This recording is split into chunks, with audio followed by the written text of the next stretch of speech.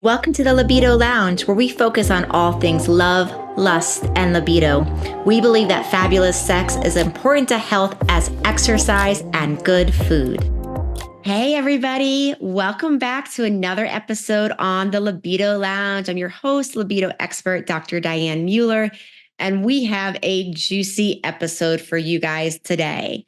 We are talking about the libido and fertility. And you might be wondering initially what these things have in common, but they actually have a lot in common because, of course, fertility issues can be stressful. And one of the best ways to manage stress is through your libido. So, we're going to talk about libido, fertility, what you can do, how these things are related, and more with our guest today. I'm so excited to introduce you to founder of De Novo Fertility, our guest, Jessica Preston. Welcome to the show. Thank you so much for having me. I'm so happy to be here. Yeah, it's great to have you. And let's start. I want to start our discussion.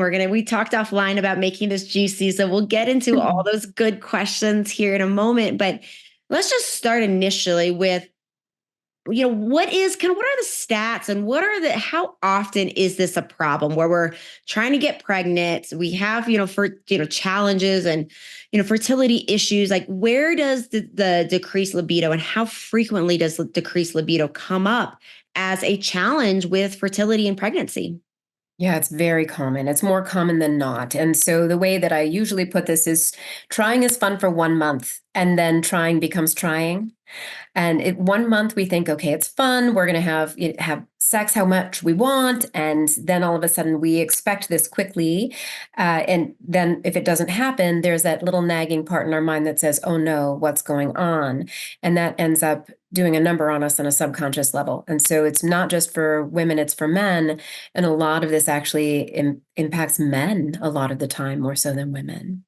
So do you feel then that there's a level where it's like, okay, we reached that month mark, it was like super fun, and now it's stressful, where it actually then leads into like a subsequent low libido and even like performance issue then that is then contributing to fertility or infertility? Yes, absolutely. So a lot of this is on demand. So instead of being having sex when you want to, being spontaneous, you're in this spot where we have to have sex on, wait, honey, I'm ovulating, so we need to have sex every other day for these days around the time of ovulation, or my kit says today is the day, let's go, but you're working late and I'm tired. And so we end up in these positions where we are trying to schedule sex and it isn't anymore for pleasure, although orgasm has to occur, at least for the man, in order for us to conceive. And so there's a lot of pressure, especially on men, for performance. So, have to perform, have to finish. And that actually becomes an issue for a lot of men also. In a lot of the groups out there with men and women, or the women's support groups, we see women saying, does it count if he didn't finish? That we count it as a day that we actually tried to conceive, and that day does not actually count. And so that also is very emasculating. And that emasculation of men is really doing a number when it comes to fertility and libido. Yeah, and I see that, right? Because there's so much that we have as humans in general, but also, I think we can, genderize it as well around being able to provide certain things for our partners, for our relationships, for our family. And that is from a masculine standpoint, that huge component is like, I want to provide this. I want to provide this for my partner. I want to provide this for my future family. That's And right. there can be so much wrapped up in there. So the image that I'm actually getting in my brain right now as you're talking is like, I feel like that classic movie or TV show image when couples are trying and it's like so stressful, and then finally we get orgasm, and then woman immediately sticks her legs up in the air, and like all of that, like that type of classic image of what to do. Obviously there's a lot better ways of handling this, and obviously there's a lot better ways of going about this from a low or infertility standpoint, and a subsequent vicious cycle that we get into with this. So how do we get out of this cycle, right? How do we get out of the cycle when it's like, okay, performance anxiety, emasculation, like all of a sudden that trickles into low libido and that trickles into worsening the fertility? What do we do about getting and breaking out of that cycle? Yeah, first, I think what we need to do is make sure we have clear communication, and that is so hard. It's harder than we think. It's the elephant in the room. We need to be able to communicate well about our fears, our concerns. What if this doesn't happen? We have this on both sides. Both partners can feel like, are you going to stay with me? Are you still going to love me? There's a lot of shame and guilt in this. So when we have that on both sides, and this is the person we're supposed to share our deepest parts of ourselves with, but it's also the person we have the most at stake with. So when it's the person we have the most at stake with, we tend to either, in attachment style wise, we either, we retreat a little bit in our avoidant selves, or we attack in our anxious selves, and that causes more of a discordance. With that being said, the communication is really key. So we really, really recommend that you find that way to connect. And so we'll start diving into that juicy right now. One thing that we start with is we start with eye gazing. We start with intro to Tantra. We start with things that don't require words for communication. It can be a little bit uncomfortable, but especially when we're a little harried and we're not exactly sure what we want to do or how we can be with our partner, that is a place to start. And if it can lead to even the understanding of, oh, this is really hard. I can't look you in the eye for more than 30 seconds. I feel like you're seeing all of my shame pieces, or a blemish on my face, or whatever it may be. Or you find depth in eye gazing, or you find laughter in eye gazing. So this is actually starting, this is in the Tantra space, when you start really in that connection of your internal selves with each other. This helps a lot with communication. So really, communication is key in any kind of introductory Tantra, any kind of intimacy space, and holding each other, having that where there isn't an expectation of sex along with it, so that can be part of our connection, our oxytocin release, which can also help our fertility hormones and our sense of security and connection. So all of those, that's where I would start, because sometimes we can't find the words if we're just going to be battling each other. So if we find we can find the words, that's helpful. We're a big fan of nonviolent communication, Marshall Rosenberg's work, imago dialogue, how I feel is my responsibility, but I would like to share that with you as you are the person who loves me dearly, and you're my number one fan, and as I am yours. So those are really important ways with communication to start. I think that's a big start. Yeah, there's a lot you said in there that we could probably have a whole episode, a whole couple Certainly. hour episode just on, those types of conversations, right? And I love those topics as well. Marshall Rosenberg, and using feeling words, and feeling words are not things like "you made me feel," right? That's not Right. how we use feeling words. Those aren't feeling words. So, in getting lists, I think on those things can be super useful. So, okay, so somebody starts with eye gazing and looking in deep in this tantra, and we have all this stuff going on. So, what you're saying, just so I'm understanding to our listeners, is that oftentimes when we start with the eye gazing, then we have this like already this heart opening depths of connection that is almost then, say, allowing like the nervous system to calm and a safety feeling to settle in, so that then from there we can go into, say, nonviolent communication, feeling words, the I state, all these different things. Is that correct? That is exactly right. That's why we start with the nonverbal, and then we can move into the verbal when our nervous systems are more settled in place. And it allows us to not feel the anxiety of time pressure as much. So when we then end up in a position, if we have a month, then when we have a month, if there's a point where one partner says, I can't do this, don't touch me, don't.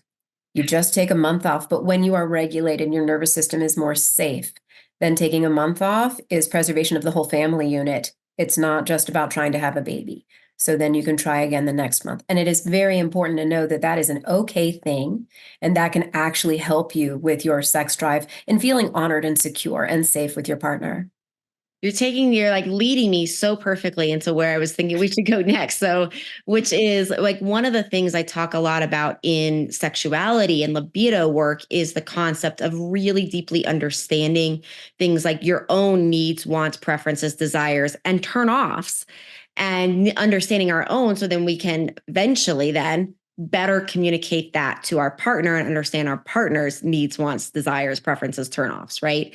So my Yeah. question for you then, and I think I know the answer based upon what you just said, but I think we should go a little deeper, is from that standpoint, how do you feel like then when we get into communication and we are speaking in these loving and safe ways, how in terms of fertility and in working through this, how important do you think it is in really understanding our own, needs, wants, preferences, desires, and turn-ons and turn-offs? Do you think that that comes into play when it comes to fertility?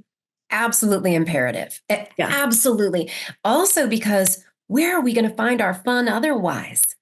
So let's please know ourselves and let's talk about, we talk in our program about kinks and fetishes and definitions and making it very safe so that people, the taboo-ness of a lot of these words or the thought of anything outside of missionary position is so challenging for some. So we make it so much easier and attainable for you to be able to have that thought process within yourself and then share that with your partner. Because a lot of partners, whether you're having trouble conceiving or not, are not aware of what their partner's true needs and desires are.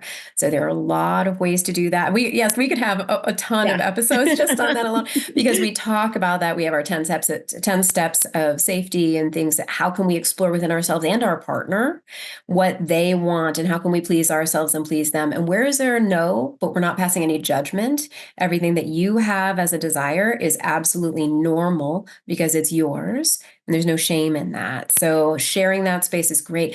Then finding new toys or a new dress up or new fetish or kink. And there are two things actually that I would love to add in this. One is in the world of play, which isn't always about sex. We want to make sure when you're trying to have a baby that you're still having sex at the end of that for ejaculation to occur where it's supposed to for trying to get pregnant. And so I would love nothing more than for people to forget that while they're trying and then say, oops, wait, hold on. wait, real quick, so while they're enjoying themselves and enjoying their relationship and enjoying their pleasure, to be able to find that space of, don't forget, honey, this is where it's supposed to go at the end, and go from there.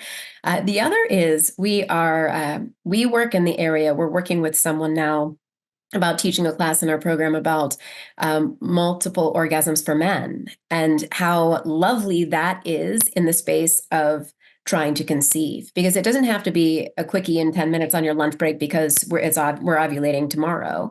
It can actually be, let's have a beautiful 2-hour lovemaking session tonight. We're going to have dinner. There's going to be, candlelight, and then we have no other plans and we're turning off our phones and this is what we're going to do. And nothing is better than that. So it sounds a little bit counterintuitive to people trying, or we can introduce the world of play and fun and romance and multiple orgasms for both partners into this space and truly let trying become enjoyable.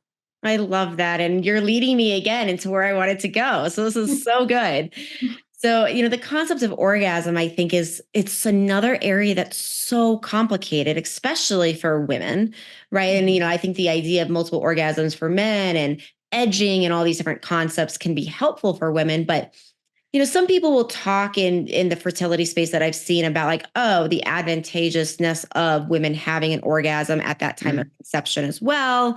There's also even people that are talking about, orgasmic childbirth, right? Where you can actually have orgasms as you deliver and release all those yummy chemicals, which is really intimidating for women when they have such a hard time. And some women, that are anorgasmic or other women having such a hard time reaching orgasm, which is, I think, a really important thing to talk about. So, if women are listening to this and they're like, what about me? And I can't reach orgasm, or it's really hard for me to reach orgasm, are those things that you tend to work with when it comes to fertility?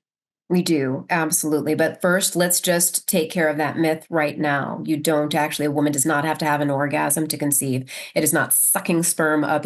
There was old data that was, it wasn't data even. I've read this because when we were trying to myth bust everything, I'm like, let's find every little bit. No, absolutely not. You do not need to a woman does not need to have an orgasm in order to conceive.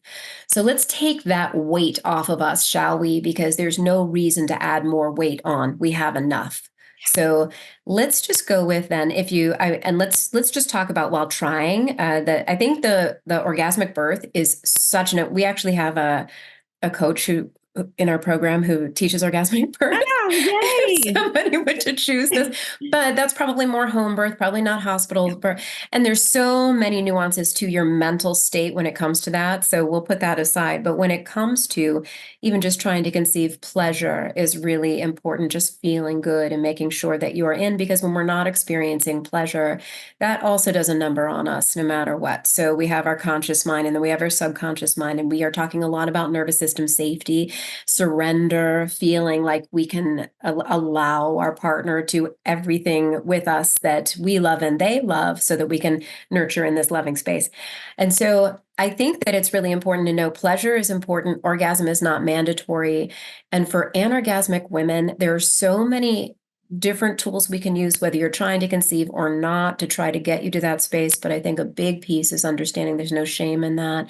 Find pleasure even in love. I mean, we're women. Women tend to find a lot more in that whole touch, love, caress, nurturing space. So where can you embrace love and what that means for you and your partner? How is that connection for you? And I think that's really important. Everybody's their own individual, and our own personal definition is all we need.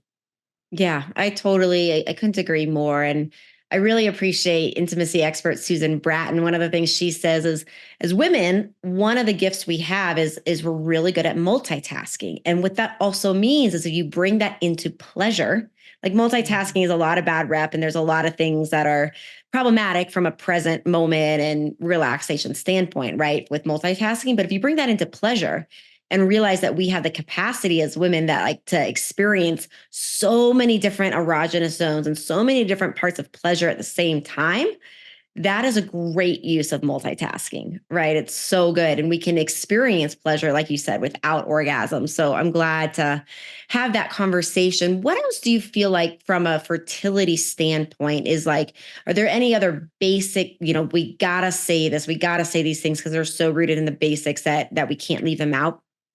Yeah, I think it's just actually the most important things that I wanted to make sure that we said today is that if you need to skip a month, please skip a month. And it's heartbreaking, and our heart sinks in our stomach if anyone is listening to this and they think, oh, I don't want to skip a month. But skipping a month is beautiful in a lot of ways. You don't have the 2 weeks of waiting and anxiety. You have a whole month off so that you can kind of reset and spend that time with a date night at least once per week, making sure that you have connectivity. Gottman Institute talks about bidding, positive bidding for each other and really getting connected in that space. And so I just think that it's so important to remember that our connection as partners is so important. Intimacy is great, but eroticism is also important. So intimacy and knowing each other incredibly well is great, but then we can lose that erotic edge. So make sure we bring in some of that erotic, dressing up or being sassy or calling him daddy or whatever it is that you want to do that is going to actually help enhance everything for him, because we know when we see him go, oh yeah, and you see that in him, it is ego, but it's one of those parts. It's like that I did that for my partner, and he sees pleasure in you, and that way you can keep that balancing act. But understand when those days come, when it's the whole, okay, it's tonight or it's going to be tomorrow, you need to find ways potentially to switch it up. And sometimes that means a little less communication because of that erotic space, a little bit of surprising, a little bit of maybe not sharing that tomorrow is the day that you're going to have sex, and just get it all set up. He might know in the back of his mind, but just get the stage set and everything should happen just fine for you. Yeah, I love it. I love it. There's so many things that you say that I talk about in my work too. And I've just, my specialty is not fertility, it's libido. So it's really enjoyable to hear these topics applied to the fertility space. I talk a lot about like the concept of novelty and monogamy, which is essentially exactly what you're saying. Like, how do we find ways in these long-term partners where we go through the day to day? How do we find that way to keep it like spicy and sexy and bring some passion and have that desire and everything you're talking about? So Yeah. amazing to bring that into the fertility space. And But what they need to know yeah, also is please. you're trying realize after you get pregnant and have a baby, you're still going to have to be creative. Yes, So this is exactly. practice. This is practice for parenthood. This is practice of, okay, when are we putting the baby down? I'm exhausted. You're exhausted. What's our timing on this? Lock the door. Where are we going to sneak this in? Right. So trying, and this, we're just building this in our relationship and practice all around before we have that baby so that we can still keep using those same skill sets after the baby is here. Yeah, exactly right. That's such a good point. Well, thank you so much for being with us today. It was such a great conversation. I want to make sure everybody knows how to get a hold of you. I know we talked offline about lots of different ways to work together, really, really deep dives of like putting all of these pieces together that you guys do at DeNovo around this entire infertility picture and supporting on so many different levels. And then I also know that you have like an intro package that we want it to be very careful how people understand what that intro package is and that we have a discount for them. So can you tell us a little bit about that as well? Yeah, so we are a full team of coaches. We have male coaches and female coaches, and we have an entire program that does exactly this. We focus on relationships and autonomic nervous system balance. We talk about fertility and help with fertility on a conscious, subconscious, and unconscious level. So we do biofeedback and hypnotherapy because we need to break down those baby blocks. We have a full service program that is coaching with also supplements included. So it is a large program. It's 12 weeks long. And so that is where we get really into this space of teaching imago dialogue and nonviolent communication. So you can sign up for a call with one of us. You'll get one of our coaches, if you go to DeNovo Fertility online, denovofertility.com. And that way you could speak with one of us about our programs and what might work for you. Our intro program is a 5 weeks baby basics. And this is basically when you go and you say, I just got married or we're thinking about having a baby, what can I do to optimize my health? And so it's a wellness 5 weeks where basically you get our entire optimized nutrition plan. You get all of our programs, all of our videos about how you should exercise, sleep, breathe, your stress management, and 1 week on relationships, and that you can do through our app on your phone. And so that is normally $397. We are giving you and your people $300 off, so it will be only $97. We are cautious about this. It is an intro program. Our larger program with our whole team, where we're looking at your conscious and subconscious levels, that is, if you've been trying, if you've considered IVF or you've done IVF, or you're finding that you want something a little more natural and you're really having more of a stress load in your infertility space, that's really where that is for. If that is you, Baby Basics, I don't think is quite enough for you, but please call us and we are happy to discuss all of our options with you. And we'll have that for everybody. All of that information and the discount code, everybody, will be in the show notes from today.